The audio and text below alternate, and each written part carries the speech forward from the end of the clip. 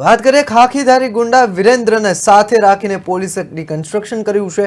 હાથ બાંધી અને આરોપીનું પોલીસે રિકન્સ્ટ્રક્શન કર્યું છે. આરોપીને દોરડાથી બાંધીને ઘટના સ્થળે લવાયો. પોલીસ વડા વિકાસ સહાયે મૃતકના પિતાને સાંત્વના પાઠવી. ઘટના સ્થળથી 300 મીટરના અંતરે જ આરોપીનું ઘર છે. હત્યા કરનાર વિરેન્દ્ર લંગડાતો આવ્યો છે. વાત કરીએ અમદાવાદના બોપલમાં કાર ધીમી ચલાવવાની ટકોર કરવા જેવી નજીવી બાબતે વિદ્યાર્થી પ્રિયાંશુ જૈનની છરીના ઘા મારીને હત્યા કરાઈ હતી. આ કેસમાં પોલીસનું ઘટનાનું રિકન્સ્ટ્રક્શન કર્યું, જેમાં છરીના ઘા મારનાર વિરેન્દ્ર લંગડાતો આવ્યો. તેના હાથે દોરડા બાંધીને લવાયું છે. મહત્વપૂર્ણ છે કે આરોપી કોન્સ્ટેબલ વિરેન્દ્રએ જ્યાં હત્યા કરી ત્યાંથી માત્ર 300 મીટર જ દૂર તેનું ઘર છે.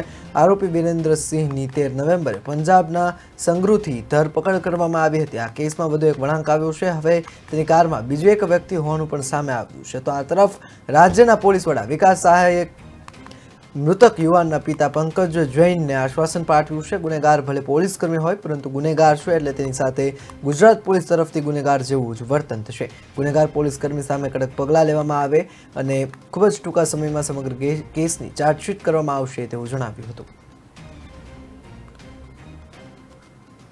ખાખીધારી ગુંડા વિરેન્દ્રને સાથે રાખીને પોલીસે સમગ્ર ઘટનાનું જે છે રિકન્સ્ટ્રક્શન કર્યું છે. તમને જણાવી દઈએ કે બોપાલમાં થોડા દિવસ પહેલા એક વિદ્યાર્થીએ એક વ્યક્તિને કાર ચલાવવા બાબતે ટકોર કરી હતી અને આ ટકોર જે વ્યક્તિને કરી હતી તે પોલીસમાં ફરજ બજાવતો કોન્સ્ટેબલ વિરેન્દ્રસિંહ પઢિયાર હતો.